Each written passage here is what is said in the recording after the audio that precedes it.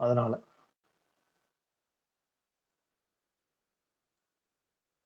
Okay. அடுத்து சுத்தம் செய்வதில் என்னென்ன அதாவது கிளீனிங் பண்றப்ப நம்ம என்னென்ன மெத்தட்ஸ் ஃபாலோ பண்றோம்? ஸ்ப்ரிங்க்லிங் தெளிக்கிறது, ஸ்ப்ரே பண்றது, தெளிக்கிறது, ஸ்ப்ரே பண்றது அந்த மாரி. அதே மாரி கார்பன் டை ஆக்சைடை பயன்படுத்தி சுத்தம் செய்தல். கார்பன் டை ஆக்சைடு பார்த்தீங்கன்னா, கிளீனிங் பர்ப்பஸ்க்கு பார்த்தீங்கன்னா, ஒரு சில ஏரியாவுல யூஸ் பண்ணுவாங்க. அடுத்து ரின்சிங்னா, ரொம்ப மிக்ஸிங் பண்றது. சரியா? மிக்ஸிங் பண்ணி அந்த ஏரியாவுக்கு கிளீன் பண்றது. சரி, அடுத்து ட்ரை பண்றது. சரியா? கரண்ட் வந்து பார்த்தீங்கன்னா, கரண்ட் கண்டக்ஷன் இப்ப பேனல் போர்ட்ஸ் இருக்கிற ஏரியாவெல்லாம் பார்த்தீங்கன்னா, இப்போ தரை ஃபுல்லா வாட்டர் கன்டென்ட்டே இருக்கக்கூடாது. சரவுண்டிங்ல வாட்டரே இருக்கக்கூடாது. வாட்டர் இருந்ததுன்னா, நமக்கு கண்டக்ஷன் ஆகறதுக்கு வாய்ப்பு இருக்கு. அதனால ஃபுல்லா ட்ரை பண்றது.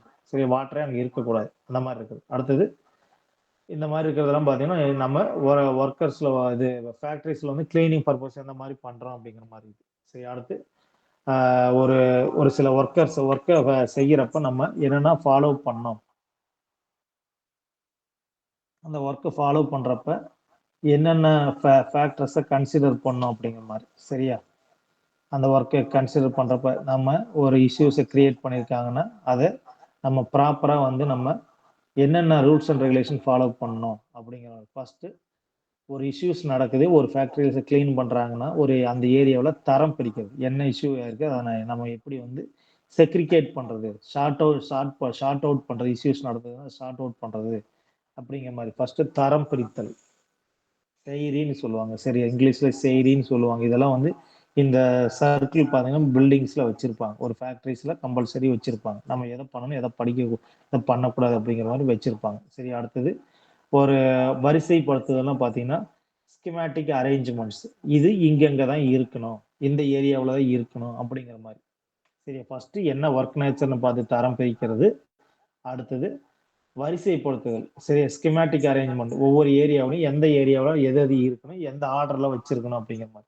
அடுத்து சுத்தமா எத வச்சுக்கணும், எது சுத்தம் இல்லாம இருக்கணும். அந்த மாரி வந்தா நம்ம ப்ராப்பரா ஹேண்டில் பண்ண முடியுமா? சுத்தப்படுத்தி பளபளப்பா கிளீனஸ்ஸா வச்சுக்கிறது. சரியா? எப்படி வச்சுக்கணும் அப்படிங்கிறது. சரி, அடுத்தது தரப்படுத்துதல். ஸ்டாண்டர்டைஸ் பண்ணி வைக்கிறது. சரியா? தரமா, குவாலிட்டியா இருக்குதா அப்படின்னு தரப்படுத்தி வைக்கிறது. சரியா? ஒரு டெக்ஸ்டைல் ஏரியாவுலயோ, ஒரு மைன்ஸ்ங்கிற நம்ம அ மி மில்லிங் ஏரியாவுல, அதாவது கோல்டு ஏரியாவுலயோ, அதாவது ஸ்டீல் மெட்டீரியல்ஸ் கிரியேட் பண்ற ஏரியாவுலயோ பார்த்தீங்கன்னா, அந்த குவாலிட்டீஸ ப்ராப்பரா தரப்படுத்தி வைக்கிறது. சரி, அது ஒவ்வொரு மெட்டீரியல்ஸும் ப்ராப்பரான குவாலிட்டியில இருக்கா அப்படின்னு தரப்படுத்தி வச்சிருக்காங்களா அப்படிங்கிற மாரி செக் பண்றது.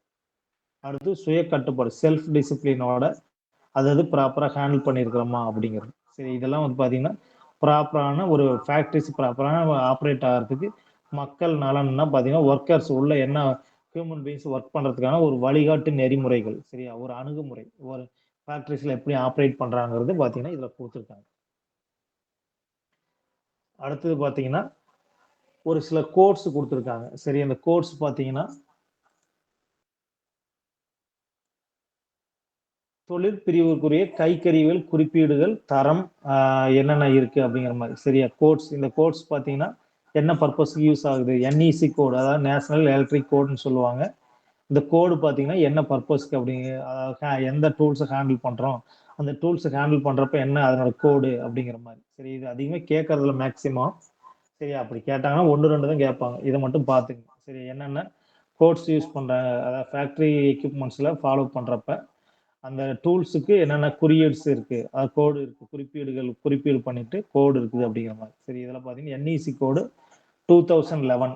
சரியா? லிஃப்டிங் மெக்கானிசத்துக்கு, ஹெவி லோட்ஸ்க்குலாம் பார்த்தீங்கன்னா, இந்த மாரி கோட்ஸ் வச்சு யூஸ் பண்ணியிருப்பாங்க. சரியா? நேஷனல் எலக்ட்ரிக் கோடு 2011 வச்சு தான் பார்த்தீங்கன்னா, டூல்ஸ் ஆப்பரேட் பண்றது, அப்புறம் ஸ்டாண்டர்டைஸ் பண்றது, lifting and heavy loads use பண்ற ஏரியாவுல என்ன கோர்ஸ் யூஸ் பண்றாங்க? தொழில் பிரிவுக்குரிய கைக்கருவிகள். சரியா? ஹேண்ட் டூல்ஸ்ல யூஸ் பண்றப்ப பார்த்தீங்கன்னா, NEC கோட் 2011 வச்சு தான் வந்து பார்த்தீங்கன்னா, மென்ஷன் பண்ணி வச்சிருப்பாங்க. சரியா? கொஸ்டின் கேட்பாங்க. சரியா? கைக்கருவிகள் ஹேண்ட் டூல்ஸ் ஆப்பரேட் பண்றதுக்கு நம்ம நேஷனல் எலக்ட்ரிக் கோட்னுடைய மெயின் கோடு என்ன அப்படின்னு கேட்பாங்க. NEC கோட் நம்பர் என்ன? அப்படின்னு கேட்பாங்க. அது வந்து 2011ன்னு மென்ஷன் பண்ணி எழுதி வச்சுக்கங்க.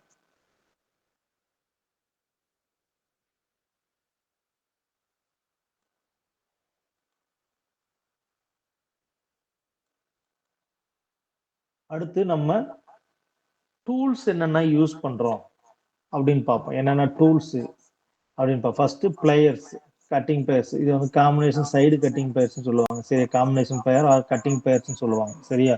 இதனோட டைமென்ஷன்ஸ், இது எப்படி வந்து ரெடி பண்ணியிருக்காங்க, எதை வெட்டுறதுக்கா, திருகிறதுக்கா, ரொட்டேட்டிங் பண்றது, அதாவது திருப்புறதுக்கு, பிடிக்கிறதுக்கு, எப்படி ஆப்ரேட் பண்றதுக்கு எதனால டைமென்ஷன்ஸ் என்னன்னு கொடுத்துருக்காங்க. சரி, இது வந்து பாத்தீங்கன்னா கட்டிங் பிளேயர்ஸ். சரி, cutting plier, side cutting plier. அந்த இது பாத்தீங்கன்னா இதனோட ரூல்ஸ் அண்ட் ரெகுலேஷன் பாத்தீங்கன்னா பிரிட்டிஷ் இந்திய இது ஸ்டாண்டர்ட் பாத்தீங்கன்னா 3650. அந்த இதுல பாத்தீங்கன்னா இது இன்சுலேட்டட் ஹேண்டில் போட்டு, இன்சுலேஷன் லேயர் போட்டு, இந்த ஹேண்டில்ல பாத்தீங்கன்னா இந்த லிவர்ல, அதாவது கட்டிங் பிளேயர்ல பாத்தீங்கன்னா இன்சுலேஷன் லேயரோட இருக்கும். சரியா? இது பாத்தீங்கன்னா என்ன டைமென்ஷன்ல இருக்குதுன்னா இன்னைக்கு அவைலபிலிட்டியில 150 mm இருந்து 200 மில்லி, அதாவது மில்லிமீட்டர் எம்எம்ல வரைக்கும் இருக்கு. சரியா? 150 mm இருந்து 200 மில்லிமீட்டர் வரைக்கும் கிடைக்குது கட்டிங் பேர் சைசஸ். சரியா? கட்டிங் பேர் என்ன அளவுல கிடைக்குது. அதே மாதிரி இது என்ன மெட்டீரியல் செஞ்சிருக்காங்கன்னா ஃபோர்ஜ்டு ஸ்டீல் மெட்டீரியல். சரியா? அது ஃபோர்ஜ்டு ஸ்டீல்னா ஸ்டீல் மெட்டீரியல் தான் பண்ணிருப்பாங்க, பட் உடையாது, மேக்ஸிமம் உடையாது. ஹை குவாலிட்டி கட்டிங் பிளேயர்ஸ்னா மேக்ஸிமம் ஃபோர்ஜ்டு, அதாவது அந்த மெட்டீரியல் பார்த்தீங்கன்னா ஹீட் மெல்டிங்ல வச்சு ஃபோர்ஜ் பண்ணியிருப்பாங்க. சரியா? ரொம்ப ஹை டெம்பரேச்சர்ல வந்து பார்த்தீங்கன்னா மெல்டிங் பண்ணி அதை ஹார்ட்னஸ் பண்ணியிருப்பாங்க. அதனால ஹார்ட்னஸ் பண்ணியிருக்கிற ஸ்டீல்னால தயாரிக்கிறதுனால உடையாது, அவ்வளவு சீக்கிரம் உடையாது. சரியா? தீயில நல்லா ஃபோர்ஸ் பண்ணியிருப்பாங்க. சரி, தீயில ஃபயர்ல பார்த்தீங்கன்னா, அதாவது தீயை நல்லா ஹார்ட்னஸ் பண்ணி ஃபர்னஸ்ல ஹீட் பண்ணி பார்த்தீங்கன்னா ஹார்ட்னஸ் பண்ணியிருக்கிறது. சரியா? ஹார்ட்னஸ் பண்ணி அதை ப்ராப்பரான ஷார்ப்ல வந்து கிரியேட் பண்ணி வச்சிருந்தாங்கன்னா அது அவ்வளவு சீக்கிரம் உடையாது. அப்ப ஸ்டீல் ஃபோர்ஜ் ஸ்டீல்ல வந்து கிரியேட் பண்ணியிருப்பாங்க கட்டிங் பேர். இது வெட்டுவதற்கும், திருகுவதற்கும், இழுப்பதற்கும், பிடிப்பதற்கும், சிறிய வேலை துண்டை இருக்குவதற்கும் பயன்படுத்தப்படுகிறது. கட்டிங் பேர் ஆல்ரெடி நமக்கு தெரியும். கட்டிங் பேர் என்ன பர்பஸ் யூஸ் ஆகும். ஒரு வயரை கட் பண்றதுக்கோ, ஒரு ஸ்க்ரூ திருப்புறதுக்கோ, இல்லை ஒரு போல்ட் நட்டை திருப்புறதுக்கோ, ஒரு எமர்ஜென்சி பர்பஸுக்கு திருப்புறதுக்கு யூஸ் ஆகும். அதே மாதிரி பிடிக்கிறதுக்கு ஒரு எக்யூப்மெண்ட்ஸ் பிடிச்சு ஆப்ரேட் பண்ணி வைக்கிறதுக்கு அது யூஸ் ஆகுது. சரியா?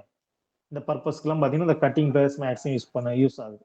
அடுத்தது nose plier, flat nose plier. இந்த டயக்ராம் கேட்பாங்க. சரியா? டயக்ராம் போட்டு இது என்ன டூல்னு கேட்கறதுக்கு வாய்ப்பு இருக்கு. சரியா? Flat nose pliers, flat nose pliers. இது கட்டிங் ஃபர்ஸ்ட் இருக்கிறது கட்டிங் பிளேயர், இது நோஸ் பிளேயர். சரியா? நோஸ் பார்த்தீங்கன்னா முன்னாடி பார்த்தீங்கன்னா கொஞ்சம் ஷார்ப்பா இருக்கும். சரியா? ஷார்ப்பா ஸ்லோப்பா இருக்கும். ஒரு முக்கோண வடிவத்தில் வச்சிருப்பாங்க. ஃபிளாட்டா இருக்கும். Flat nose plier, nose plier. But இது கொஞ்சம் ஒரு நோஸ் அவுட்டர் சர்ஃபேஸ் பார்த்தீங்கன்னா கிரிப்பிங் பண்றது கொஞ்சம் ஸ்கொயர் டைப்ல வச்சிருப்பாங்க.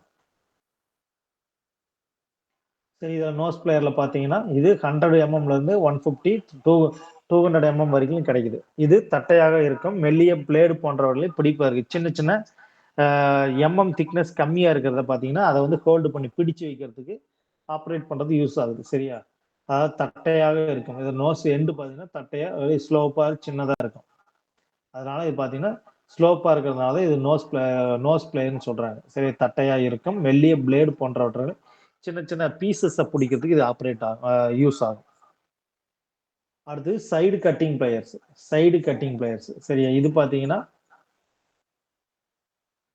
சைடு கட்டிங் பிளேயர்னா சின்ன சின்ன காப்பர் வயர், அலுமினியம் வயரை வெட்டுறதுக்கு பாத்தீங்கன்னா பயன்படுத்தப்படுது. சரியா? பயன்படுத்துறாங்க. சரி, இதுவும் 100 மில்லிமீட்டர் 150 மில்லிமீட்டர்ல கிடைக்குது. சரி, side cutting players, diagonal cutting players. சரியா?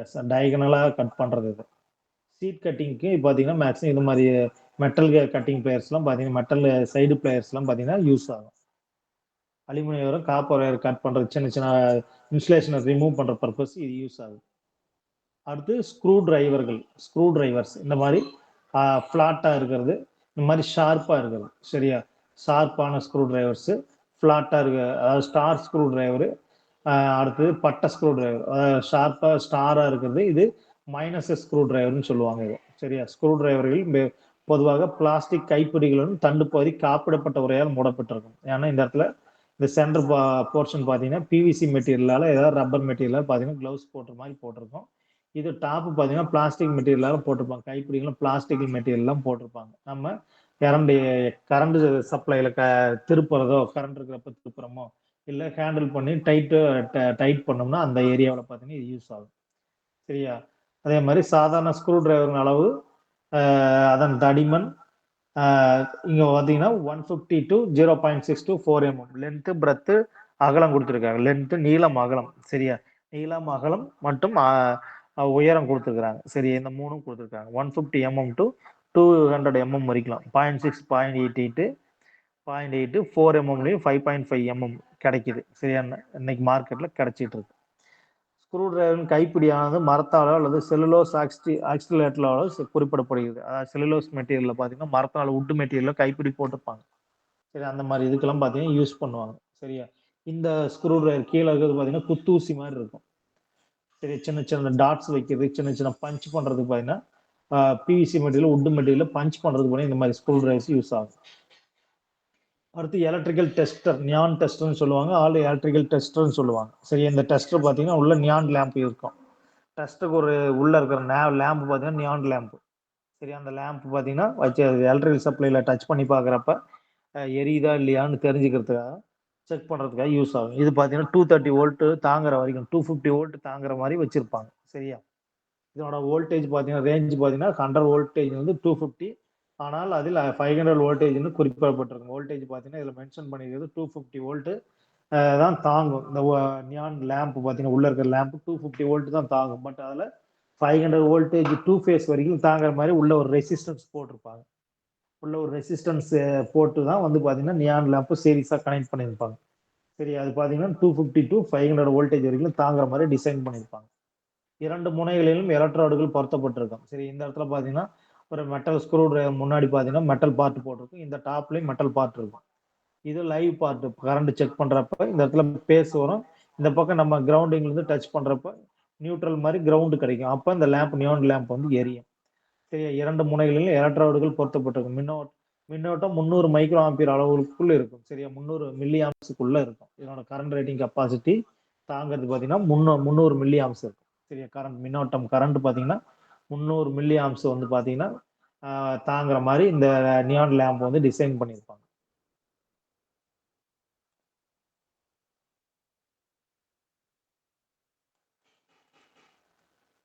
அடுத்து பார்த்தீங்கன்னா நைஃப், கத்தி.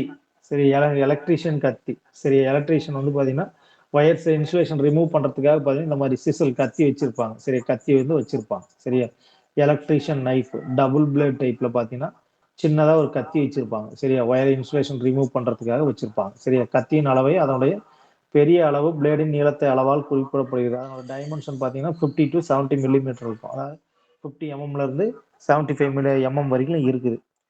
கடுமையாக உள்ள பிளேடு இன்சுலேஷன், கூர்மையாக உள்ள பிளேடு இன்சுலேஷன் உரையை நீக்குவதற்கு பயன்படுத்தப்படுகிறது. மற்றும் ரன் ஆஃப் பிளேடு வயரிங் மேல்புறத்தை சுத்தம் செய்வதற்கு பயன்படுத்தப்படுகிறது. இதுல 2 இருக்கும். சரியா, கூர்மையான பிளேடு பார்த்தீங்கன்னா ஷார்ப்பா இருக்கிறது பார்த்தீங்கன்னா ஷார்ப்பா இருக்கிற ஏரியா பார்த்தீங்கன்னா இன்சுலேஷன் செய்யறதுக்கும், கொஞ்சம் ஸ்ட்ராங்கா ஹார்ட்னஸா இருக்கிறது பார்த்தீங்கன்னா மேல அந்த வயரினுடைய இன்சுலேஷன் இது வயருக்கு மேல ஒரு கோட்டிங் போட்டிருப்பாங்க. ஒரு வயரை சீவுனீங்கன்னா வயருக்கு அதாவது இன்சுலேஷன் மெட்டல் லீடுக்கு மேல இருக்கிறது இன்சுலேஷனு. அந்த லீட்ஸ் கண்டக்டர்ஸ்க்கு மேல பாத்தீங்கன்னா வார்னிஷ் அடிச்சிருப்பாங்க. எல்லா வயருக்குமே மேல வயருக்கு மேல வார்னிஷ், கொஞ்சம் அலுமினியம் கோட்டிங், அந்த காப்பர் கோட்டிங் அடிச்சிருப்பாங்க. அதெல்லாம் பாத்தீங்கன்னா வார்னிஷ் கோட்டிங் இருக்கும். சரி, அந்த கோட்டிங் மேல அந்த வார்னிஷை சுரண்டுறதுக்காக கிளீன் பண்றதுக்காக பாத்தீங்கன்னா தேய்ச்சி கிளீன் பண்றதுக்காக பாத்தீங்கன்னா இந்த நைஃப் யூஸ் ஆகுது. சரியா, கத்தி யூஸ் பண்ணியிருப்பாங்க. அது அடுத்து பாத்தீங்கன்னா ஹேமர், சுத்தி. சரியா, ஹேமர் பாத்தீங்கன்னா பால் சுத்தி. சரியா, பால் பீன் சுத்தியல், பால் பீன் ஹேமர். சரியா, இந்த மாதிரி சுத்தி பாத்தீங்கன்னா ஒரு சைடுல பஞ்ச் பண்ற மாதிரி இருக்கும். ஃபேஸ் வந்து ரஃபா பாத்தீங்கன்னா கீழே பாத்தீங்கன்னா பிளாட்டா இருக்கும். சரியா, உடன் ஹேண்டிலோட போட்டு சுத்தி வச்சிருப்பாங்க. சரி, இந்த சுத்தியலின் அளவு அதன் உலோக தலைபாகத்தின் மெட்டல் ஹெட் எடையில் குறிப்பிடப்படுகிறது. எடுத்துக்காட்டு 125 கிராம். இந்த தலையினுடைய ஹெட்டை பொறுத்து இது எத்தனை கிராம் இருக்கு. இன்னைக்கு நார்மலா பாத்தீங்கன்னா 1/4 கிலோ வரைக்கும் ஒரு சுத்தி இருக்கு. 1/4 கிலோ ஒரு சுத்தி 5 kg வரைக்கும் இருக்கு. சரியா, கேஜி வரைக்கும் அந்த சுத்தியே சொல்லுவாங்க. சரியா, அப்ப இதுல சுத்தியல் ஸ்பெஷல் ஸ்டீல்னால் செய்யப்பட்டு அதன் அடிக்கும் தலை தலைப்புள்ள தலை ஹெட்னா தலை கடினப்படுத்தப்பட்டிருக்கும். சரியா, தலை வந்து கடினப்படுத்தப்பட்டிருக்கும், ஹார்ட்னஸ் பண்ணியிருப்பாங்க அடிக்கிறதுக்கு. ஏதாவது ஒரு ராடு வெட்டி எடுக்கிறாங்க, ரெண்டா கட் பண்றாங்கன்னா வெட்டுறதுக்கு பார்த்தீங்கன்னா ஹேமர் பார்த்தீங்கன்னா ஹெட் பார்த்தீங்கன்னா அடிபாட்டம் பார்த்தீங்கன்னா ஹார்ட்னஸ் பண்ணியிருப்பாங்க. அந்த ஃபேஸ் ஹெட் பார்த்தீங்கன்னா ஹார்ட்னஸ் பண்ணியிருப்பாங்க. இது ஆணி அடிப்பதற்கும் நீட்டுவதற்கும் மற்றும் வளைப்பதற்கும் பயன்படுத்தப்படுது. சுத்தி என்ன பர்பஸ் யூஸ் ஆகுன்னு தெரியும். ஆணி அடிக்கிறதுக்கு, நீட்டுறதுக்கு, வளைக்கிறதுக்கு, எல்லா இடத்துக்குமே இந்த ஹேமர் வந்து யூஸ் ஆகும். சரி, அடுத்தது ட்ரை ஸ்கொயர், மூலை மட்டம். இது வந்து பில்டிங் கட்டுறவங்களுக்கு பார்த்தீங்கன்னா இந்த மூலை மட்டும் பயன்படுது. சரியா, ட்ரை ஸ்கொயர், இன்ஜினியர் ஸ்கொயர்ஸ்னு சொல்லுவாங்க இதை. சரியா, இது 90 டிகிரியில் இருக்கும். சரியா, 90 டிகிரியில் இருந்தால் தான் கரெக்டாக பில்டிங்ஸ் எந்த ஒரு மெட்டீரியலை கட் பண்ணுறதுனாலுமே 90 டிகிரியில் கட் பண்ணோம்னா இது கம்பல்சரி பார்த்தீங்கன்னா இந்த ட்ரை ஸ்கொயர் வந்து யூஸ் பண்ணுவாங்க. ஃப்ளாட்டாக ப்ராப்பரான டைமென்ஷனில் இருக்கா, அந்த கோண ஆங்கிள் பார்த்தீங்கன்னா கரெக்டாக இருக்கான்னு பார்த்துட்டு செக் பண்ணிட்டு தான் ஒரு மெட்டீரியலை கட் பண்ணுறதோ எக்ஸ்டெண்ட் பண்ணுறதோ செதுக்கிறதோ எல்லாமே இருக்கும். இது பார்த்தீங்கன்னா வுட்டு ஒர்க்கர்ஸ் பார்க்குறவங்கள அந்த கபோர்டு ஒர்க்கு, இந்த வாசக்கால், அந்த டோர் ஒர்க் செய்கிறவங்களாம் பார்த்தீங்கன்னா இது மேக்ஸிமம் வச்சுருப்பாங்க. அதே மாதிரி சிவில் ஒர்க்கர்ஸும் வச்சுருப்பாங்க. இந்த மாதிரி ட்ரை ஸ்கொயர் அதிகமாக பில்டிங் ஒர்க்ஸ் எல்லாம் பார்த்தீங்கன்னா அதிகமாக வச்சுருப்பாங்க. இதன் என்னென்ன அளவில் கிடைக்குது, இதன் அளவு இதன் பிளேடு நீளத்தை கொண்டு குறிப்பிடப்பட்டிருக்கும். இது என்னன்னா 50 to 35 மில்லிமீட்டர்ல, 50-35 மில்லிமீட்டர்ல கிடைக்குது. சைஸை பொறுத்து, சரியா, லென்த்தை பொறுத்து இருக்கும். சரியா, திக்னஸை பொறுத்து, திக்னஸ் ஒரே மாதிரி தான் இருக்கும், லென்த் மட்டும்தான், அதனோட நீள அகலம் மட்டும்தான் டிஃப்ரென்ஸ் இருக்கும். 170, 150க்கு 100 இந்த டைமென்ஷன்ல பார்த்தீங்கன்னா இன்னைக்கு கிடைக்குது. ட்ரை ஸ்கொயர் மூலம் மட்டும் வந்து கிடைக்குது. அடுத்தது ஃபார்மர் சிசில், உளி, இந்த செதுக்கிறது. சரியா, ஃபயர்மர் சிசில்னா உளி, உட்டை வந்து மரத்தை வந்து செதுக்கிறதுக்கு பர்பஸ் யூஸ் ஆகுது. சரியா, இது வந்து பார்த்தீங்கன்னா ஹார்ட்னஸான மெட்டீரியல் தான் செஞ்சுருப்பாங்க. இது வந்து உட்டு கைப்பிடினால உட்டில் வந்து கைப்பிடி போட்டிருப்பாங்க. சரி, இது வந்து மெட்டீரியல் பார்த்தீங்கன்னா ஃபோர்ஜ்டு ஸ்டீல் மாதிரி மெட்டீரியல்ஸில் யூஸ் பண்ணியிருப்பாங்க. இது இந்த பிளேடு மாதிரி இருக்கிற மெட்டீரியல் பார்த்தீங்கன்னா சிசில் வந்து பார்த்தீங்கன்னா உளி பார்த்தீங்கன்னா செஞ்சுருப்பாங்க. சரி, இது பார்த்தீங்கன்னா மேக்ஸிமம் 150 to இன்னைக்கு 250, 300 லென்த் வரைக்கும் வச்சிருப்பாங்க. அது மார்க்கெட்ல இன்னைக்கு கிடைக்குது. சரி, இது மரக்கைப்பிடியுடன் கேஸ்ட் ஸ்டீல். சரி, கேஸ்டிங் ஸ்டீல்ல பாத்தீங்கன்னா இந்த பிளேடு 150 நீளத்தில் உள்ளது. சரி, 150 மில்லிமீட்டர் நீளத்துல பாத்தீங்கன்னா செஞ்சிருக்காங்க. சரியா, casting steel, cast iron material, cast ஸ்டீல்ல, காஸ்ட் ஸ்டீல் மெட்டீரியல்ல, காஸ்ட் அயன் இருக்குது, காஸ்ட் ஸ்டீல் மெட்டீரியல் இது செஞ்சிருக்காங்க. சரியா, கொஞ்சம் ஹார்ட்னஸ் பண்ணியிருப்பாங்க. இதன் அளவு இதில் உள்ள பிளேடின் அகலத்தின் அளவை கொண்டு குறிப்பிடப்படுகிறது. சரி, இதனோட அகலம் பார்த்தீங்கன்னா 12 mm, 25 mm இதனோட அகலம். சரி, அகலம், இது நீளம். லென்த்து பார்த்தீங்கன்னா இன்னைக்கெல்லாம் வந்து மேக்சிமம் இதனோட உளியினுடைய லென்த் பார்த்தீங்கன்னா மேக்சிமம் 8 இன்ச்சு 10 இன்ச்சு வரைக்கும் இருக்குது. சரியா, 3/4 அடி நீளம் இருக்குது. அந்த லெவலுக்கு இந்த உளி வச்சிருக்காங்க. இதனோட அகலமும் அதை பொறுத்து இருக்குது. சரி, 12 millimetre, 12 mm to 25 mm, 30 mm, 40 mm வரைக்கும், 60 mm வரைக்கும் இருக்குது. சரி, அப்படியே வாவல் ஷேப்லையும் வச்சிருக்காங்க. இந்த மாதிரி வாவல் ஷேப்லையும் வச்சிருக்கிறாங்க. இந்த மாதிரி உளி அகலமா இருக்கும், நல்லா அகலமா வச்சிருப்பாங்க. இந்த மாதிரியும் வச்சிருக்கிறாங்க. சரி, அடுத்தது ஹாக்ஸா ஃப்ரேம்.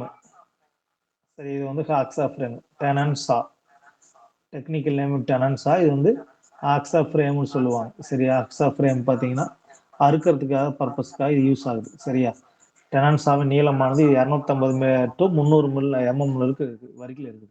சரி, இதனோட அகலம் பார்த்தீங்கன்னா அதில் 12.54 மில்லிமீட்டர்லேருந்து 8 மீட்டர் வரைக்கும் பற்கள் பார்த்தீங்கன்னா டீத் பார்த்தீங்கன்னா ஸ்லோப் பார்த்தீங்கன்னா ஷார்ப்பாக இருக்கும். சரியா, 12 mm இருந்து 12 பற்கள். சரியா, 25 மில்லிமீட்டர்லேருந்து 8 25 மீட்டர்ல இருந்து பார்த்தீங்கன்னா 12 பற்கள், டீத்ஸ் எல்லாம் பார்த்தீங்கன்னா 12 நம்பர் இருக்கும். சரியா, அதெல்லாம் நிறைய இருக்கு. லென்த்தை பொறுத்து நிறைய டைமென்ஷன்ஸ்ல இன்னைக்கு கிடைக்குது.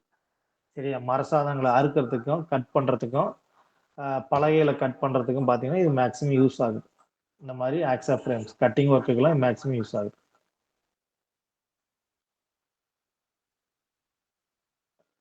அடுத்தது ஃபைல்னா ஒரு மெட்டல் பார்ட்டை பார்த்தீங்கன்னா அதில் சைஸ் டிஃப்ரென்ஸ் இருக்கு, ஒரு கணக்கில் டிஃப்ரென்ஸ் இருக்குன்னா ஃபைல் பண்ணுறதுக்கு, தேய்க்கிறதுக்காக யூஸ் ஆகுது. சரியா, ஃபைல்ஸ், அறங்கள், தமிழில் அறங்கள்னு சொல்லுவாங்க, அறம்னு சொல்லுவாங்க, இங்கிலீஷில் ஃபைல்ஸ்னு சொல்லுவாங்க. சரியா, இது பார்த்தீங்கன்னா இதில் நிறைய டைமென்ஷன்ஸில் கிடைக்குது. சரியா, இங்கே வந்து 2 சொல்லியிருக்காங்க. இது வந்து கொஞ்சம் ஷார்ப்பாக இருக்கிற மாதிரியும் பாயிண்ட் அவுட் பண்ணுற மாதிரியும் 2 சைட்லையுமே, அதாவது இது வந்து ஃப்ளாட்டாக இருக்கும் மேக்ஸிமம், இந்த மாதிரி ஃப்ளாட்டாக இருக்கும். இதில் கைப்பிடி மாதிரி போட்டு இதில் உட்டில் செஞ்சுருப்பாங்க. கைப்பிடி இதில் ஹேண்டில் வந்து வாவல் ஷேப்பில் இருக்கும். சரி, இது வந்து பார்த்தீங்கன்னா இந்த இடத்துல 2 சைட்லையுமே பார்த்தீங்கன்னா ஃபைல் பண்ணுற மாதிரி கொஞ்சம் ரஃப்பாக இருக்கும், ரெண்டு சைடில் ஆப்போசிட். சரி, இதனோட லென்த் பார்த்தீங்கன்னா 150 மில்லிமீட்டர்லேருந்து 200 300 மில்லிமீட்டரில் கிடைக்குது. சரியா, இதில் பற்களின் அதாவது டீத்தினுடைய அளவு பொறுத்து முன்னாடி பார்த்தீங்கன்னா ஸ்லோப்பாக வந்து பார்த்தீங்கன்னா டீத்து எடுத்திருப்பாங்க ரெண்டாம் சைடில். சரியா, ஃபார்வேர்டு ஸ்டோக் அதாவது ஃபார்வேர்டு ஸ்லோப்பு பார்த்தீங்கன்னா ஃபார்வேர்டில் போகிற மாதிரி இருக்கும், கொஞ்சம் ஸ்லோப்பாக இருக்கும், இப்படி ஸ்லோப்பாக இருக்கும். சரியா, அதனோட இது பார்த்தீங்கன்னா இப்படி ஸ்லோப்பாக இருக்கும், தேய்க்கிற மாதிரி இருக்கும், ஃபார்வேர்டில் போகிற மாதிரி. இது பார்த்தீங்கன்னா ரவுண்டில் ஃப்ளாட்டில் கிடைக்குது. சரி, half round, full round, triangular ஷேப்பில் கிடைக்குது. சரி, இது வந்து பார்த்தீங்கன்னா மேக்ஸிமம் ரவுண்டு, ஸ்கொயர் ஷேப்லேயும் ஃப்ளாட் டைப்லேயும் கிடைக்குது. சரியா, இது இந்த அரங்கள் உலோகங்கள் அல்லது சிறிய வெட்டுத்துண்டு ஃபைன் சிப்ஸ்களை நீக்குவதற்கு பயன்படுத்துகிறாங்க. சரி, அதாவது ஃபைன் பண்ணுறதுக்கு, சரி, அதாவது தேய்ச்சி எடுக்கிறதுக்காக பயன்படுத்துகிறாங்க. இதில் உடல் பாகம் கேஸ்ட் ஸ்டீலில் செய்யப்பட்டு டேங்க் பாகத்தை தவிர கடினப்படுத்தப்பட்டுள்ளது. அதாவது பார்த்தீங்கன்னா இதோட மெட்டீரியல் பார்த்தீங்கன்னா கேஸ்ட் ஸ்டைலில் தான் பண்ணியிருப்பாங்க. சரி, கேஸ்ட் ஸ்டைலில் பண்ணி தான் பார்த்தீங்கன்னா ஹார்ட்னஸ் பண்ணி வச்சிருப்பாங்க, கடினப்படுத்தப்பட்டு வச்சிருப்பாங்க, ஹார்ட்னஸ் பண்ணியிருப்பாங்க. சரி, இந்த மாதிரி மெட்டீரியல்ஸ் பார்த்தீங்கன்னா ஃபைல்ஸ்லாம் வந்து தேய்ச்சி கிளீன் பண்ணுற பர்பஸ், சைஸை குறைக்கிற பர்பஸ்க்கு யூஸ் ஆகுது. சரியா, அடுத்து ப்ராடல், ஸ்கொயர், பாயிண்ட் அல்லது பாக்கர்னா பஞ்ச் பண்ணுற மாதிரி, ஹோல்ஸ் போடுற மாதிரி, சின்ன ஹோல்ஸ் போடுறதுக்கு பார்த்தீங்கன்னா இது பயன்படுத்துறாங்க. சரி, இது வந்து உட்டு மர வேலை செய்யறவங்க தான் இது அதிகமாக பயன்படுத்துறாங்க. சரியா, இதனது நீளம் மற்றும் வெட்டத்தின் அளவுகளால் குறிப்பிடப்படுகிறது. 150 மில்லிமீட்டருக்கு 6 மீட்டர் இருக்குது. 150 மில்லிமீட்டர் நீளம், 6 மில்லிமீட்டர் பார்த்தீங்கன்னா அகலம்னா டயா. சரியா, டயா வந்து 6 mm இருக்கும், நீளம் 150 mm இருக்கும். இது நீளமான கூர்மையான கருவி. சரி, ஏன்னா ஷார்ப்பா இருக்கும், பஞ்ச் பண்றதுக்கும் உட்டில் ஹோல்ஸ் போடுறதுக்கும் பிளாஸ்டிக்ல ஹோல்ஸ் போடுறது இது பயன்படும். இது மரப்பலகையில் திருகாணிகளை பொருத்துவதற்கு தேவையான முன்துளை போடுவது. அதாவது ஒரு ஸ்க்ரூ போடுறதுக்கு முன்னாடி லைட்டா பஞ்ச் பண்ணுவாங்க. டைரக்டா ஸ்க்ரூ வந்து உட்டில் வச்சுட்டு ஏத்தனோம்னா டைட் பண்ண முடியாது. சரி, டைட் பண்ண முடியாது. அதனால ஸ்க்ரூ டிரைவர், ஸ்டார் ஸ்க்ரூ டிரைவராக இருந்தாலும் சரி, பட்டை ஸ்க்ரூ டிரைவராக இருந்தாலும் சரி, அது மைனஸ் ஸ்க்ரூ டிரைவராக சரி, ஸ்க்ரூவை டைரக்டா வச்சு உட்டில் வச்சு டைட் பண்ணோம்னா டைட் பண்ண முடியாது. பட் இந்த மாதிரி போக்கர் யூஸ் பண்ணி லைட்டா பஞ்ச் பண்ணிட்டோம்னா ஷார்ப்பா குழி மாதிரி விழுந்துரும். அப்புறம் ஸ்க்ரூ அந்த குழிக்குள்ள வச்சு அழுத்தி டைட் பண்ணீங்கன்னா ஸ்க்ரூ டைரக்டா டைட் ஆயிரும். சரி, அந்த மாதிரி யூஸ் பண்றதுக்கு இந்த பாக்கர் வந்து யூஸ் ஆகுது. அடுத்து மேலட் உட்டன் சுத்தி. சரியா, உட்டன் சுத்தி தான் வந்து பாத்தீங்கன்னா மேலட்னு சொல்லுவாங்க. மெட்டல் சுத்தி வந்து பாத்தீங்கன்னா ஹேமர்னு சொல்லுவாங்க. சரியா, இது வந்து பாத்தீங்கன்னா மேலட். சரியா, இது வந்து மேலட் பாத்தீங்கன்னா மேலட் தலைப்பாகையின் விட்டத்தின் அளவு பாத்தீங்கன்னா எடையை வச்சு இதை வந்து நம்ம டைமென்ஷன் சொல்லலாம். எடையினுடைய டைமென்ஷன்ஸ் வச்சு சொல்லலாம். இதனோட எடுத்து எக்ஸாம்பிள் பார்த்தீங்கன்னா 50 மில்லிமீட்டர் 150 மில்லிமீட்டர் கிடைக்குது. சரி, அதனோட டைமென்ஷன் கொஞ்சம் ஸ்லோப்பாக இருக்கும், இந்த இடத்துல கொஞ்சம் ஸ்லோப்பாக இருக்கிற மாதிரி வச்சிருப்பாங்க. சரி, இது டாப் டைமென்ஷன் ஒன்று இருக்கும், பாட்டம் டைமென்ஷன் ஒன்று இருக்கும். சரி, இது வந்து உட்டு ஹேண்டில்னால செஞ்சிருப்பாங்க. உட்டு மேலட், டோட்டலாகவே இது உட்டு மேலட்டு, பிவிசி உட்டு. அடுத்தது ரப்பர் மேலட் இருக்குது, பிவிசி மெட்டீரியல்ல இருக்கிற மேலட்டும் இருக்குது. சரியா, இது பார்த்தீங்கன்னா நைலான் மெட்டீரியல்ஸ்ல மேக்ஸிமம் இருக்கும், நைலான் மெட்டீரியல்லையும் இருக்கும், பிவிசி மெட்டீரியல்ஸ்ல ஹார்ட்னஸ் பிவிசி மெட்டீரியல் இருக்கும், ஃபைபர் மேலட்டும் இருக்கும். ஃபைபர் மேலட் பார்த்தீங்கன்னா ஹார்ட்னஸாக இருக்கும், நைலான் மேலட்லாம் இருக்கும். சரியா, இது வந்து பார்த்தீங்கன்னா காயமாகாம யூஸ் ஆகுது. மெட்டல்லாம் பார்த்தீங்கன்னா, அதாவது மெட்டல் சுத்தியெல்லாம் பார்த்தீங்கன்னா அடிச்சிங்கன்னா அந்த சரௌண்ட்ல சர்ஃபேஸ்ல காயமாகும். பட் இதெல்லாம் பார்த்தீங்கன்னா காயமாகாது. ஒரு சாஃப்டான ஒர்க் பண்ணுறதுக்கு இந்த மேலட் தான் அதிகமாக யூஸ் பண்ணுவாங்க. சரி, இது பார்த்தீங்கன்னா மேக்ஸிமம் 75 mm to 150 எல்லாம் 150 மில்லிமீட்டர், 1/2 கிலோ to 1 கிலோ வரைக்கும் கிடைக்குது. சரி, டைமென்ஷன் இன்னைக்கு மார்க்கெட்டில் 2 கிலோ வரைக்குமே இருக்கு. இது மரம் அல்லது நைலானால் செய்யப்பட்டிருக்கும். சரியா, ஃபார்மர் சிசில். சரியா, இது வந்து சிசிலுக்கு அடிப்பதற்கும். சரியா, ஃபார்மர் சிசில்னா அந்த நம்ம கார்பன்டர்ஸ்லாம் வச்சிருப்பாங்க, கார்பன்டர்ஸ்லாம் இந்த மாதிரி இதை வச்சிருப்பாங்க. சரி, கார்பன்டர்ஸ்லாம் இந்த மாதிரி சுத்தி வச்சு பயன்படுத்துவாங்க. சரியா, அந்த சிசில்ல வச்சு மேல தட்டுறதுக்கு பார்த்தீங்கன்னா இந்த மேலட் வச்சிருப்பாங்க. சரியா, இந்த சுத்தி வச்சிருப்பாங்க. இது உலோகத்தகடில் நேராக்குவதற்கும் வளைப்பதற்கும் பயன்படுத்தப்படுகிறது. அதாவது ஸ்டீல்லாம் பார்த்தீங்கன்னா வளைக்கிறதுக்கும் நேராக்கிறதுக்கும் பயன்படுத்துவாங்க. அதாவது காயமாகாம உடையாம வளையாம பண்றதுக்காக.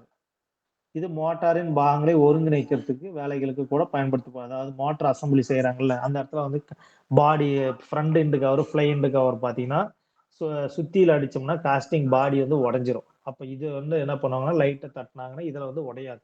இது வந்து நைலான் மேலட்டோ உட்டு மேலட்டோ வச்சு தட்டுறப்ப காயமாகாம, அதாவது டாப் போர்ஷன்ல எந்த பிளேசஸ்ல வந்து தட்டுறோமோ அந்த போர்ஷன்ஸ்லாம் காயமாகாம இருக்கும். அந்த பர்பஸ்க்கு தான் வந்து பாத்தீங்கன்னா இது யூஸ் ஆகுது.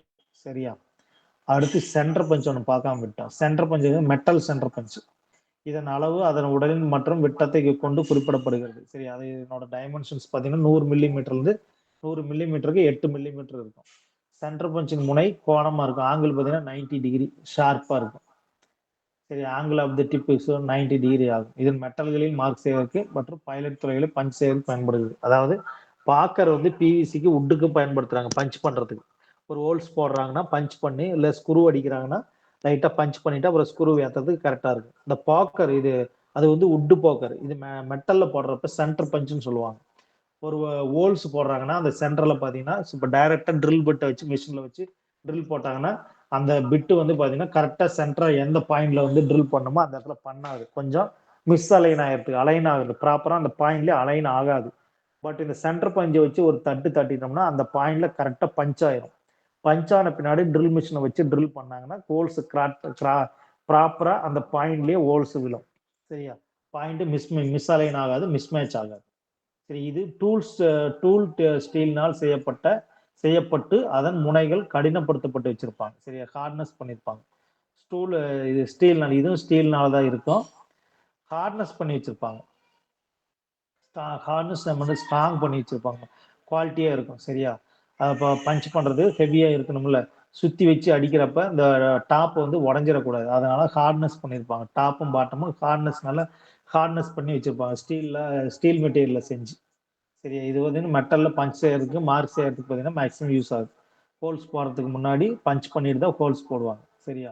அந்த பர்பஸ் யூஸ் ஆகுறது சென்டர் பஞ்ச். அடுத்து ஃபிளாட் கோல்டு சிசில் ஆல்ரெடி பார்த்தோம். செதுக்கிறதுக்கு யூஸ் ஆகுது. உட் மெட்டீரியல் செதுக்கிறதுக்கு யூஸ் ஆகுறது. அதனோட டைமென்ஷன்ஸ் இங்க கொடுத்துருக்காங்க. சரியா? செக் பண்ணிடுங்க. ஃபிளாட் சிசில் வர மர வேலை செய்யறதுக்கு கொடுத்துருக்காங்க. இது வடிவமானது வட்டமாகவோ அல்லது சதுரமாகவோ இருக்கும். இது கார்பன் ஸ்டீல்னால செஞ்சிருக்காங்க. இதனது வெட்டு கோணம் கட்டிங் எட்ஜ் பார்த்தீங்கன்னா 35 டிகிரி டு 45 டிகிரி வரை இருக்கும். இதை மொத்தம் எக்ஸாம்பிளுக்கு இதை செக் பண்ணிக்கப்பா. மேக்சிமம் இந்த கோண அளவெல்லாம் கேட்குறாங்க. சரி, கட்டிங் எட்ஜ் ஆங்கிள் என்ன, 35 டு 45 டிகிரி செக் பண்ணி வச்சுக்கணும். சரி, வெட்டு முனை கடினமாக மற்றும் உறுதிப்படுத்த, அதாவது ஹார்ட்னஸ் பண்ணி வச்சிருக்கு. இதுவுமே எல்லா மெட்டீரியலுமே ஹார்ட்னஸ் பண்ணாதான் நம்ம கண்டினியூஸா யூஸ் பண்ண முடியும். பிரேக் ஹார்ட்னஸ் பண்ணலைன்னா உடஞ்சிரும் அப்படியே. அதனால கம்பல்சரி ஹார்ட்னஸ் பண்ணியிருப்பாங்க. அது ரொம்ப ரொம்ப இம்பார்ட்டன்ட். இது சுவற்றில் துளை போடுவது போன்ற வேலைக்கு பயன்படுத்தப்படுகிறது. சுவற்றில் துளை போடுறதுக்கு, அதாவது ஹோல்ஸ் போடுறது, உடைக்கிறதுக்கு, அதாவது எலக்ட்ரிஷியன்ஸ்லாம் பார்த்தீங்கன்னா இதை வந்து வச்சிருப்பாங்க. சரி, ஃபிளாட் மெட்டல் சிசில் பார்த்தீங்கன்னா இது வந்து பார்த்தீங்கன்னா இந்த 30 டிகிரி கோணத்தில் வந்து மேனுஃபேக்சரிங் பண்ணியிருப்பாங்க. இந்த டாப் பார்த்தீங்கன்னா இந்த மாதிரி இது பார்த்தீங்கன்னா இந்த மாதிரி ஷார்ப்பாக இருக்கும். ஷார்ப்பாகவும் ட்ரையாங்கிள் ஷேப்லேயோ இல்லது அந்த ஒரு இந்த டயக்ராமில் இருக்கிற மாதிரி இருக்கும். டாப் பொசிஷன் பார்த்தீங்கன்னா இந்த மாதிரி இருக்கும். இது வாலில் ஹோல்ஸ் போடுறதுக்கு யூஸ் ஆகுது. இதே மாதிரி தான் பார்த்தீங்கன்னா உட்டில் யூஸ் பண்ணுற சிசலும் இருக்கும். இது வந்து ஃபிளாட் டைப் சிசல் பார்த்தீங்கன்னா இது வந்து ஹோல்ஸ் போடுறது, செவுத்துல உடைக்கிறதுக்கு, செவுறு உடைக்கிறது, ஒயரிங் ஒர்க்கில் பண்ணுறவங்களும் இந்த மாதிரி சிசில் வச்சு பயன்படுத்துவாங்க. உளி, சரி, இந்த உளி வச்சு தான் ஹோல்ஸ் போடுவாங்க, உடைப்பாங்க. எலக்ட்ரிக்கல் ஒயரிங் காடியெல்லாம் எடுக்கிறவங்க இந்த மாதிரி சிசில் வச்சுருப்பாங்க. இந்த ரெண்டுமே ஷார்ப்பாக இருக்கும். இது கொஞ்சம் ஃப்ளாட்டாக இருக்கும். இது ஹோல்ஸ் போடுறதுக்கும் இது வந்து உடைக்கிறதுக்கும் யூஸ் ஆகும். அடுத்து பார்த்தீங்கன்னா rawl plug tool and bit. Rawl plug, சரி, ராவல் பிளக்னா ஸ்க்ரூ ஏற்றுறதுக்கு முன்னாடி இந்த ராவல் பிளக் செவுத்துல அடிச்சிருப்பாங்க. அப்படியே ஃப்ரீயாக ஏறக்கூடாதுங்க. ராவல் பிளக் ஒரு பீஸ் மாதிரி வச்சு டைட் பண்ணுறது இது யூஸ் ஆகும். சரி, இதன் அளவு நம்பரை பொறுத்து அமைகிறது. சரி, இதுக்கு ஒரு நம்பர் வச்சுக்கிறாங்க. இந்த ராவல் பிளக்குக்கு ஒரு நம்பர், 5ஆம் நம்பர், 8ஆம் நம்பர், 10ஆம் நம்பர் அப்படின்னு ஒரு நம்பரை வச்சிருக்காங்க. சரியா? இதன் அளவு எண் அதிகரித்தால் பிட் மற்றும் பிளக்கின் தடிமன் குறையும். சரியா? 10ஆம் நம்பர் பார்த்தீங்கன்னா சின்னதா இருக்கும். 8ஆம் நம்பர் கொஞ்சம் பெருசா இருக்கும், தடிமன் கொஞ்சம் பெருசா இருக்கும். 5ஆம் நம்பர் கொஞ்சம் அதனோட தடிமன் இன்னும் கொஞ்சம் ராவல் பிளக்கினோட சைஸ் கொஞ்சம் பெருசா இருக்கும். சரியா? இதுதான் இந்த தடிமன். சரியா? இதுக்கு வந்து பாத்தீங்கன்னா ராவல் பிளக் இது வந்து மரத்துல செஞ்சிருப்பாங்க, இல்லைன்னா பிவிசி மெட்டீரியல் இருக்கும், நைலான் மெட்டீரியல் மாதிரி பிவிசி மெட்டீரியல்ஸ்ல இருக்கும்.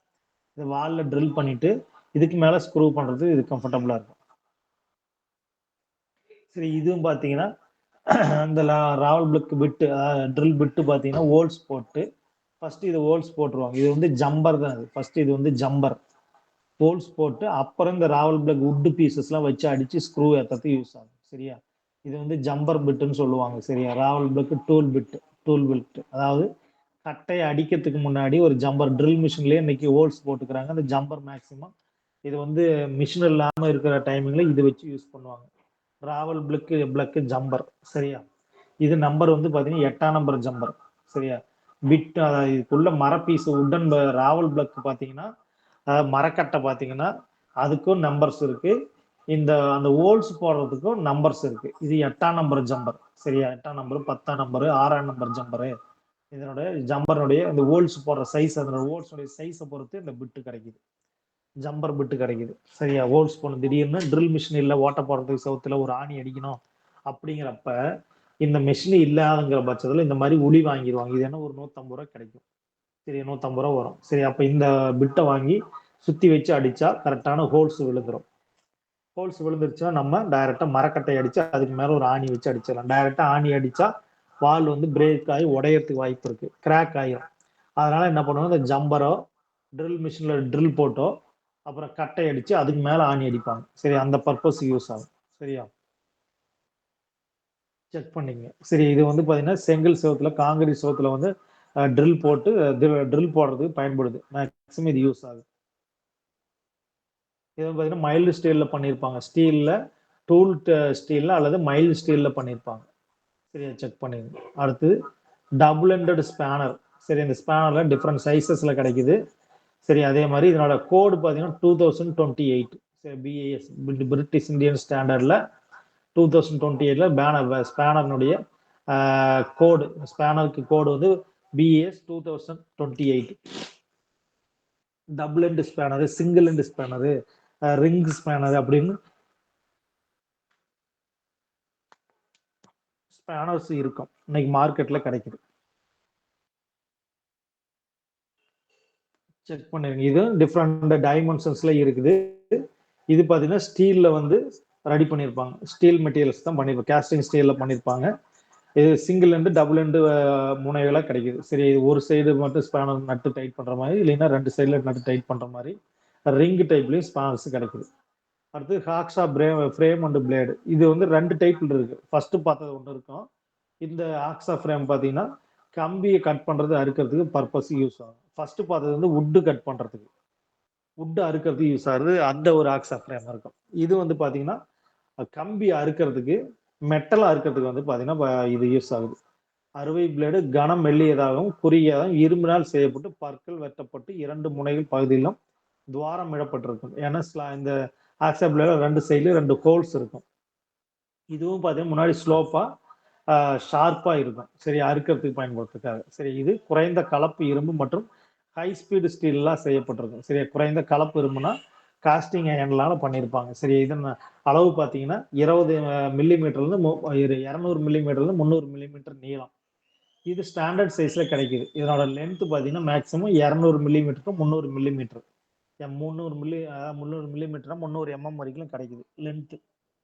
சரியா, இது அந்த டைமென்ஷன்ல கிடைக்குது. இது பாத்தீங்கன்னா ஒரு இன்ச் பிளேடு, அரை இன்ச் பிளேடுன்னு சொல்லுவாங்க. இந்த பிளேடு இன்ச்சு கணக்கில் சொன்னா வேலை பொருளின் அளவு மற்றும் வகையை பொறுத்து பற்களின் அளவு பிச்சை ஒத்திருக்கும். சரி, அதாவது இதனோட ஒரு ஒர்க்கினுடைய நேச்சரை பொறுத்து இதனோட பிளேடு லென்த்து இருக்கும். அதை பொறுத்து நம்ம வாங்கிக்குவோம். சரி, அதனோட பற்கள் பார்த்தீங்கன்னா 25 மில்லிமீட்டருக்கு வெட்டும் நுனிக்காக பற்கள் எண்ணிக்கை குறிப்பிடப்பட்டிருக்கு. 25 மில்லிமீட்டர் வெட்டுறதுக்காக வெட்டும் நுனிக்காக பற்கள் குறிக்கப்பட்டிருக்கும். அதாவது இப்போ அந்த டோட்டல் லென்த்துக்கு பார்த்தீங்கன்னா ஸ்லோப்பா இருக்கிற பிச் டீத் பார்த்தீங்கன்னா ஸ்லோப்பா இருக்கும், ஷார்ப்பா பற்கள் இருக்கும். சரியா, அது வந்து நுனியில பார்த்தீங்கன்னா செஞ்சிருப்பாங்க.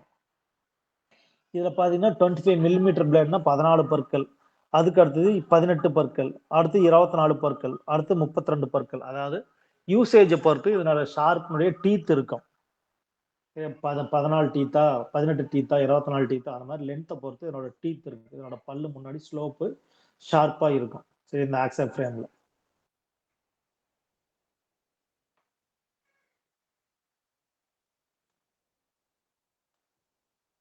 அவ்வளவுதான் நினைக்கிறேன்ப்பா இந்த போர்ஷன்ஸ் இந்த யூனிட்ல.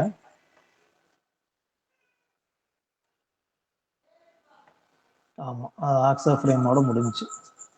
சரிப்பா, இந்த போர்ஷன்ஸோட முடிஞ்சு இந்த ஃபர்ஸ்ட் யூனிட்ல. சும்மா ஃபர்ஸ்ட் யூனிட்ல இருக்கிறது ஃபுல்லாவே உங்களுக்கு சேஃப்டி ப்ரிகாஷன்ஸ், பாதுகாப்பு விதிகளும் சேஃப்டி ப்ரிகாஷன்ஸ், என்னென்ன டூல்ஸ் இருக்கு, எக்யூப்மெண்ட்ஸ் என்னென்ன இருக்குங்கிறது தான். சரி, இதை ஒரு கிளான்ஸ் பார்த்துட்டு வந்து என்னென்ன சித்தி என்ன பர்பஸ் யூஸ் ஆகுது, என்ன டூல்ஸ் வச்சு என்ன பர்பஸ் யூஸ் பண்ணலாம், அது என்ன மெட்டீரியல்ல செஞ்சிருப்பாங்க, என்ன சைஸ்ல இன்னைக்கு கிடைக்குது அப்படிங்கிற மாதிரி கொடுத்துருக்காங்க. சரியா, செக் பண்ணிருங்க. சரி, இப்போ யாருக்காவது டவுட் இருக்கா? No sir. ஒரு கிளான்ஸ் ஒரு சும்மா இந்த யூனிட்ல ஒரு அரை மணி நேரத்துல நீங்க திருப்பி பார்த்து படிச்சு பார்த்துட்டு வந்துடணும். ரொம்ப டைம் வேஸ்ட் பண்ணிட்டு இருக்கக்கூடாது. ஒரு கிளான்ஸ் இன்ட்ரோடக்ஷன் ரீட் பண்ணி நான் படிச்சு எக்ஸ்பிளைன் பண்ணியிருக்கேன் என்னென்ன யூஸுக்கு ஃபாலோ பண்றாங்க அப்படின்னு சொல்லிட்டு. அரை மணி நேரம் டு 1 மணி நேரத்துல இந்த யூனிட்ல நீங்க திருப்பி பார்த்துட்டு வந்துடணும். என்னென்ன டூல்ஸ் என்ன பர்பஸ் யூஸ் ஆகுது, என்ன சேஃப்டி ரூல்ஸ் என்ன பர்பஸ் யூஸ் பண்றோம், என்ன சேஃப்டி ரூல்ஸ் இருக்கு அப்படிங்கிற மாதிரி பார்த்துடணும். சரிப்பா, ஓகேவா? வேற ஏதாவது டவுட் இருக்கா? No sir. சார் கொஞ்சம் சீக்கிரமா முடிச்சீங்கன்னா பரவாயில்ல சார். டைமிங் ரொம்ப கம்மியா சார். முடிச்சிட்டேன்பா, ஃபர்ஸ்ட் யூனிட் முடிச்சிட்டேன். வேற அடுத்த இன்னும் ஒரு யூனிட் முடிச்சிருவோம்பா. பயமா இருக்கு சார், டைம் வர வர ரொம்ப. செல்ஸ் அண்ட் பேட்டரியா சார்? Cells and battery